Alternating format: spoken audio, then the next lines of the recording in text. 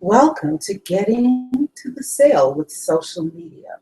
My name is Africa Allah, host of DIRadiocast.com's Air Chat.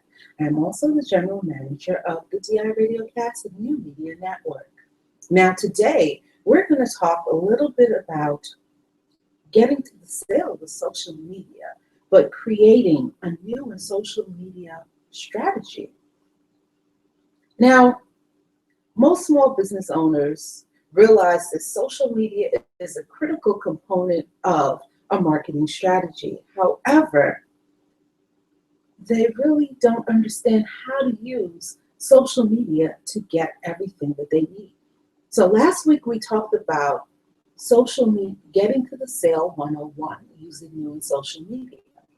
But today we're going to step back and talk about planning a new and social media strategy.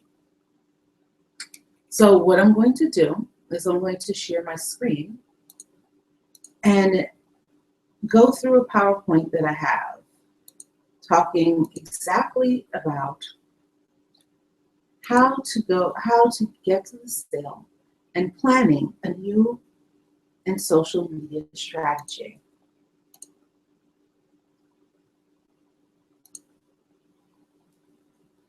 All right. Getting to the sale with social media. Get ready for the holidays. Optimize your visibility, increase your reach with our 7-session series, Social Media for Small Businesses. These sessions are led by myself and Eboni Green. There are 7 sessions, and we began October 15th, 2014.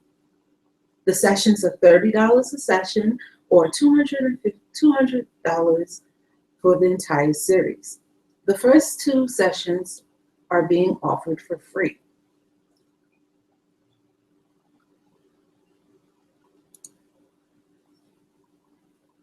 Getting to the sale. Let me tell you a little bit about this series. Learn how to get to the sale using new and social media. Drive traffic to your website and convert leads in just a few steps. In 7 workshop sessions, learn how to attract, engage, and sell to your target market. This series helps focus on getting entrepreneurs, small business owners, independent artists, and nonprofits ready for the holiday season.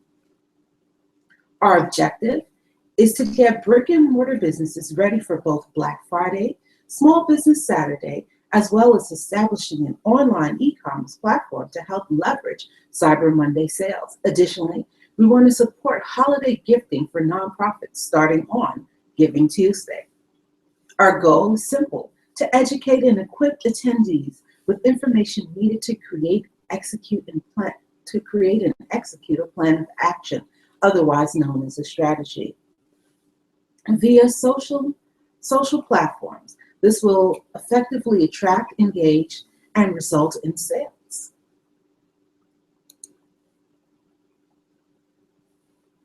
The curriculum. Getting to the Sale 101, which was a free session. Planning a new and social media strategy, which is offered to a select group of attendees. 9 methods of communication. Get to know your audience. Polls, Q&As, tweet chats, Facebook chats, and Hangouts. Social media ads and data. Website integration and management. And finally, e-commerce. Series enrollment, $200 or $30 a session. You can visit diradiocast.com/viralmovement/courses, or you can visit viralmovements.com.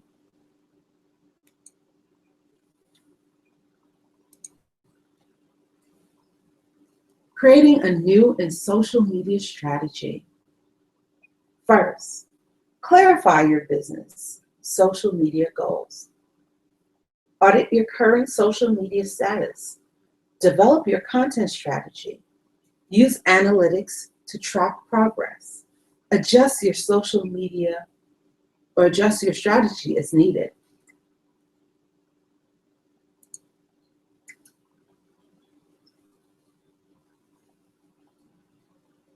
Clarify your business social media goals. Now, before we get, like anything, this is a business, right? So, in a business, you have to first identify what you want to do.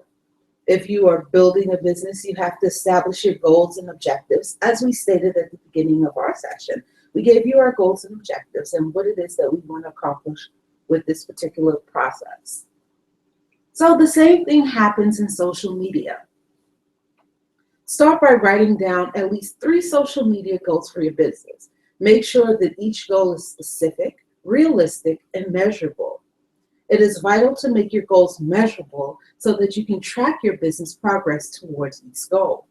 Now, realistic, what does that mean? Okay, you are a new artist. You have CDs that you want to sell. Your goal is to sell CDs.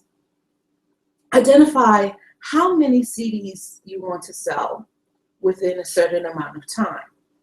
It's not realistic to say that you want to sell 1 million CDs in the space of 4 weeks, unless you have the financial revenue to put behind that marketing. And even in that, 1 million CDs in the first 4 weeks is not going to be a realistic goal. So set goals that are realistic based on your understanding of your business. Make sure that these goals are measurable. Now, a lot of people say, oh, well, I want to do this by this time. How are you going to identify that that has been successful? You create touch points within your goal. So within 5 days, I want to have accomplished this. If I've done this, that means that I'm well on my way to my goal. If I haven't, then I need to adjust the way I'm targeting, or I need to be more realistic about what it is that I'm doing, or measure the goal based on analytics and so forth. Now, once you've made those things measurable, the next thing to do is test how measurable your goal is. Ask yourself, what will it look like when partially or completely achieved? If you don't know, you need to continue working on the goal's measurability. It's also important that your goals for social media relate to your overall goals for your business. Social media isn't something that is separate and apart from your business. It is a part of your business initiative. So you want to make sure that it's all encompassing. Define your business objectives, identify required insight, define success, recommend actions, identify required resources, identify required training, identify barriers, identify tools based on strategy, metrics, and the organization.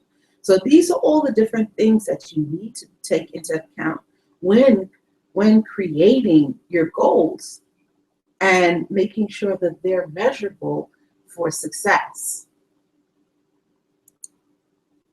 Now that you've identified your goals for your organization, the second part of creating and planning a strategy for new and social media is auditing your social content, your social media status, or auditing your social content. After I've sat down and had a consult with my clients, I sit down, or probably before, I would go over and look at their social media and see what they're currently doing and do an assessment of that. All right, then we sit down and we go through the process of identifying the goals, who they want to target, etc. And that's another thing. In your goals, you also need to identify who your target market is, why they would be interested, right? Now, who's currently connecting to you via social media? Which social media sites are your target market using? And how is your social media presence compared to your competition? Wow, that's a very big thing. Assessing your social media. And keep in mind, just because you have a lot of followers doesn't necessarily mean that you have a lot of engagement. And we're going to talk a little bit about that when we get to the analytics. But don't let the numbers fool you, because a person with 60 followers can be more successful than a person with 6,000 followers. And if you want to find out more information about those things, you can visit diradiocast.com. We recently published a story. Hollywood Kid recently published a story about Facebook fraud and click farms.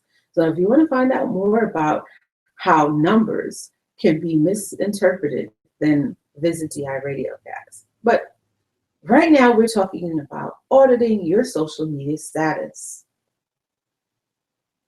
So this segment is pretty in-depth. Start by conducting a search for both officially sanctioned and unauthorized pages representing your company. Do a Google search. Search your company's name, find out what's out there. Find out if anybody else from your organization has created a page, because you want to marry all of these things. These represent you, right?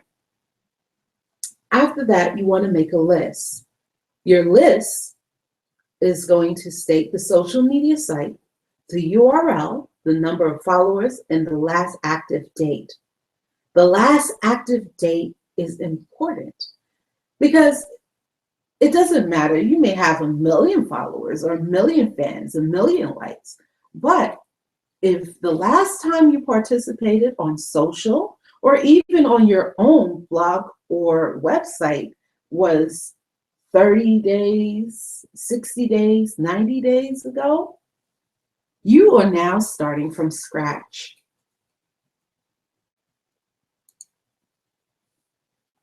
If you're a newbie, meaning new to social media, figure out which sites would be most beneficial to you to use. You can do that by inviting current customers to complete surveys online or in store.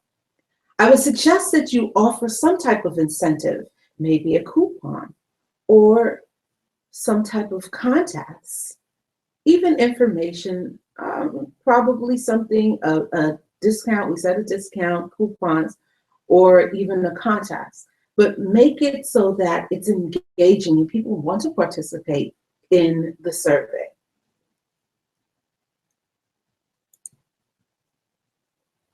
Investigate what your top competitors are doing online. Identify what your industry is, if you haven't already. Identify what your industry is and find out what other people are doing in your industry to generate a buzz or to engage with their fan base. Check out their social media pages on each social media platform. See how much of a presence they have. Ask yourself what each of your competitors does well and does not do well on social media. How can you improve that? How can you build off of those things?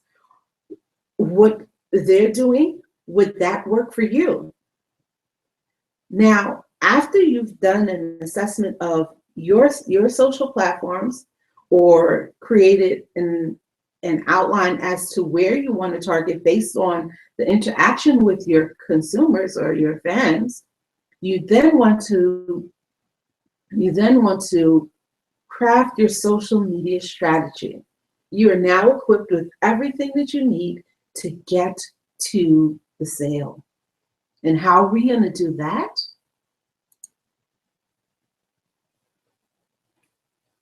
Develop your content strategy. By this time, you've identified your goal and objectives. You've created measurable metrics, and you've also done an assessment of your social media outlets or identified which social media platforms you'd like to engage in, and done an assessment of your competitors. Now it's time to develop your strategy. You've currently created you've currently created a social media page, and you're ready to start engaging. Your content strategy should include what types of content you intend to post and promote via social media, how often you will post the content, target audience for each type of content, who will create the content, and how you will promote the content. What types of content do you intend to promote via social media? Everything that you post on social media needs to be related to your business, brand, or product. Everything that you post on social media needs to be related to your business, brand, or product. I cannot stress how important that is. Your business, the types of content that you intend to promote via social media should, one, should one engage your consumer base. It should also be entertaining, informative, and lead them to your site. How often should you post content? At first, you're trying the waters out. So you want to be as consistent as possible, but you also want to make sure that your content breathes, meaning you place a post up, depending on what social platforms you're on. You place a post up and you give it a reasonable amount of time for that story to live. Once that story has lived and has exhausted all possible distribution outlets or communication, you then post a new product. Now you're fairly new. So your first set of posts would be responsive and engaging. Why? Because you've spent time listening, and that was something that we talked about in Getting to the Sale 101, listening to your fan base and getting to know what they're interested in. So your first 2 weeks of posting would pretty much be all about responding and engaging your fan base. Your target audience for each type of content. Know your audience. That's the part of your demographic analysis. When you sit down and you go over what it is that you want to do, you also create a demographic analysis where you sit down and figure out who would be interested in your product, why they're interested, what, their race, age, education, geographic location, etc. These are very important because the way social media works now, you now have the opportunity to do geotagging. You have the ability to geotag posts. You also have the ability to target specific groups of people. And you can even target them in groups or circles of people that are interested in specific content. So it's important to know your target audience. And a lot of times the who is not necessarily the who. So you have to be sure. You have to know who's the target audience for each type of content and how they respond. Do they have a negative opinion about the product? How are you going to sway that? Are there things that exist now that are similar to your product that they may not necessarily, they may either gravitate towards or repel? Who will create your content? Are you going to be solely responsible for your content? Are you going to hire a content manager? Or are you going to hire somebody to actually not only manage, but create and produce your content? Or do you have an in-staff? Do you have an in-staff group of people that are responsible? Are you going to have multiple people in your organization posting content? At this point, do you have outlines, guides, etc.? And how will you promote your content? Are you going to do traditional marketing? Are you going to do new media marketing by using social platform ads? Are you going to do in-store marketing where you tell people via in-store, or are you going to do it through your brand identity by making your social a part of your overall brand? Are you going to do it via your website? You have to think about how you're going to promote your content. I suggest that you always invest marketing dollars behind your new social media campaigns.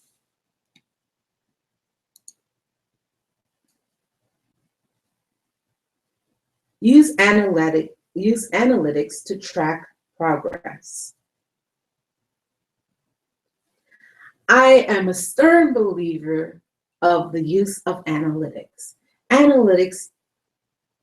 Analytics helps you figure out the who, the where, the what, the how, and the why. Who's looking at your content? The demographics. How many are female? How many are male? The majority of people that engage with your content, their age brackets. That helps you develop content for those markets. Also, time of day. What time of day do you see the most engagement? That would be the time of day that you would want to post your articles, stories, or content, be it photos, videos, articles from stories, or even polls and so forth. You want to make sure that you're posting during the time of day that the majority of people are engaged on your site.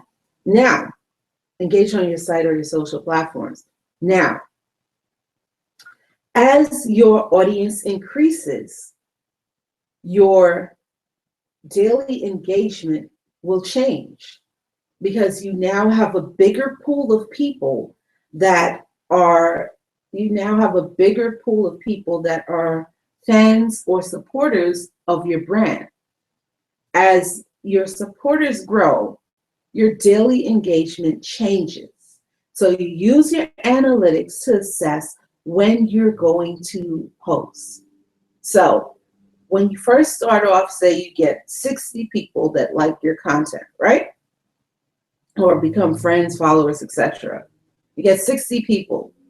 And based on those 60 people and their time or their online habits, you get an average of the time of the days that they're mostly on. At that point, you can then create a content strategy that will allow you to post during those times. As a result, a week later, you get 250 new followers, giving you a total of 310 followers. Now, your times of days where people are on changes because you now have a pool of 310 people that you are catering to as opposed to the initial 60. So your marketing strategy, your social media strategy changes based on analytics. Also, you can look at analytics to see what people are responding to, what they like most, who's seeing it, how many people are seeing it, how many people are engaging with that content and resharing that content. You can also take content that is doing poorly and repurpose it, change up the verbiage, use keywords that people seem to respond to, based on your assessment of your analytics. Because it might be information that is key that you want to get out. Maybe you didn't say it right. Maybe you didn't use the right image. So analytics helps you track progress.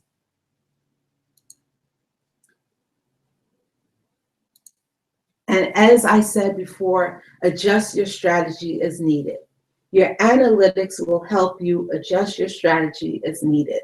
Your analytics will help you figure out what people like, what people don't like, how they're responding, and you can then change your strategy based on the numbers.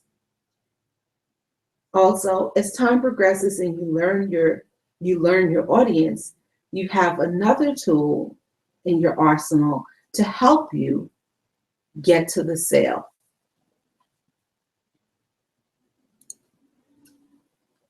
Getting to the sale with social media, 7-session series, social media for small businesses. My name is Africa Allah, and today we talked about planning a new and social media strategy. If you have any questions, feel free to ask now.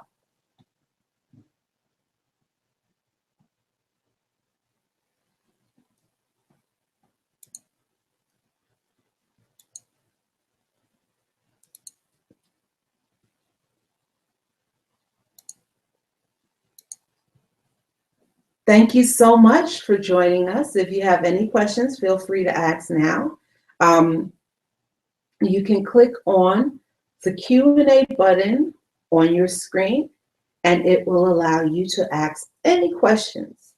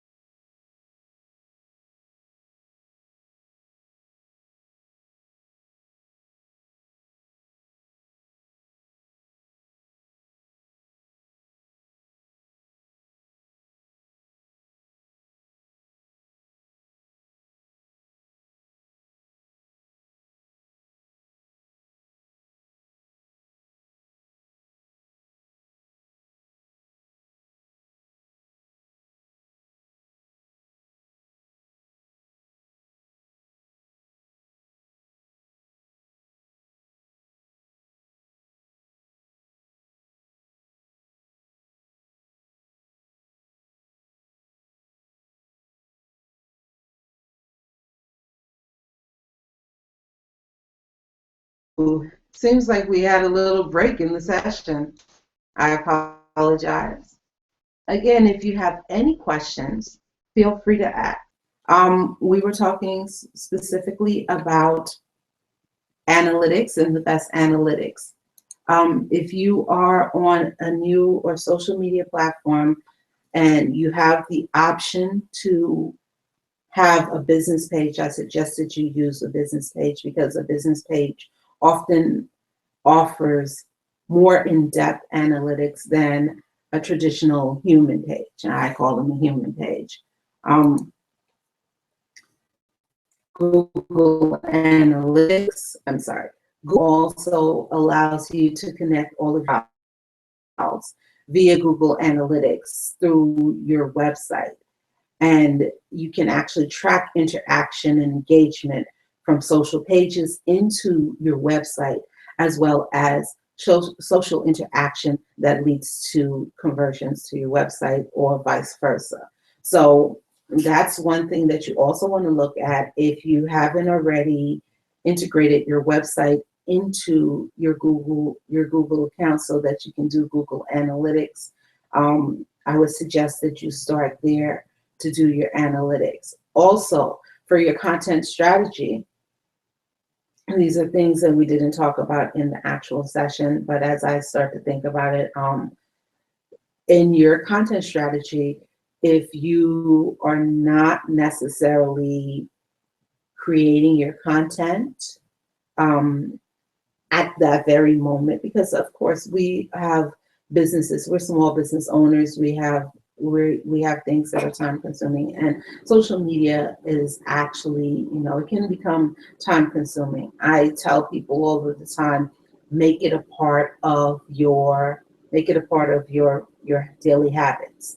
Turn it into a habit, and you won't have a problem. So if you have your phone, your mobile device, and you put your applications on one screen, as I do, I have all of my communication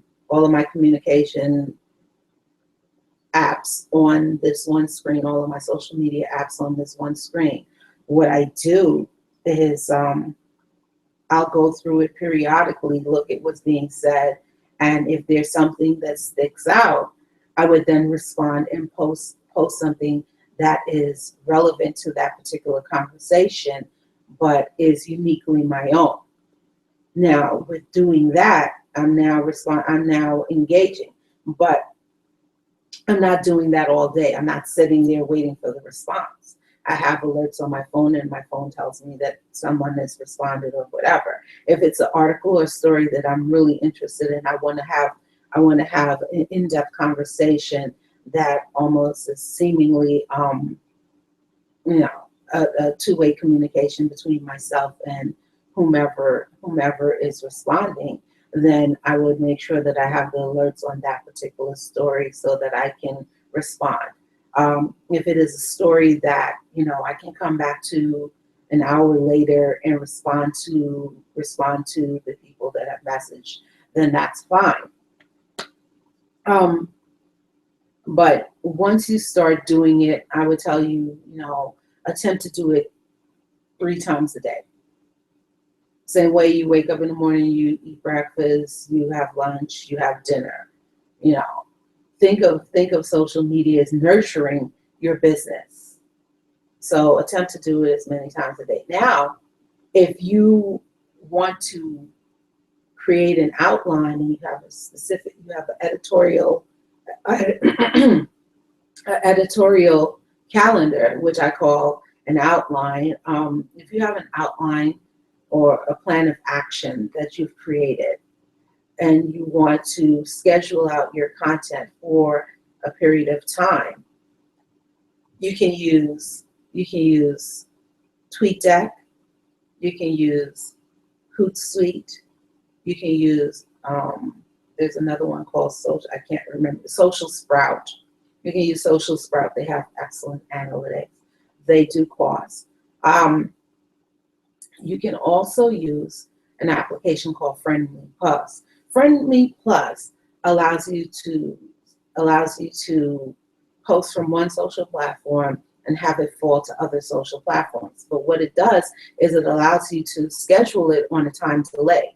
So you don't necessarily have to be, you don't have to, you don't have to overwhelm your target demographic, because some of your target demographic, whether they follow you on Twitter or follow you on Facebook, will probably be overlapping and following you on both social platforms. So you want to make sure that you're stagnating your content so that they're not overwhelmed and fed up with it. And then you have the ability to go back, seeing that it's in delay. You can go back and kind of edit it so that it fits that particular platform. Now, that's if you want to, if you really want to give it that boom, you can do that. Or you can wait till it posts, and you can also edit it in those platforms if they allow editing. I totally love Friendly Post. I use Friendly Plus. I'm sorry, Friendly Plus. It is a Google product, or it is for the Google Plus platform. I use Google Plus religiously because Google Plus is a part of the Google ecosystem. And having been a part of the Google ecosystem, if you are on Google Plus, essentially the mindset is that your content will be seen quicker. Your social interaction will be a part of search. They have the Google authorship that allows your social content to be searchable. So why not use Google? I don't even see a reason. I don't even see a reason to argue that. So Google Plus is my preferred method of distribution. My first touch point in every instance is always my website. My content either stems from my website or relates back to my website, because that's where my product is. That's where the sale is. So whatever your sale is, that should be the place that your content relates back to. I think that's pretty much it based on the questions that I've gotten. Thank you so much for participating in today's session. My name is Africa Allah of diradiocast.com. Should you have any further questions, please reach out to us on all social platforms. You can find us at DI Radiocast all over the internet, or just visit diradiocast.com. For more DIEDU, you can visit viralmovements.com, our educational partner.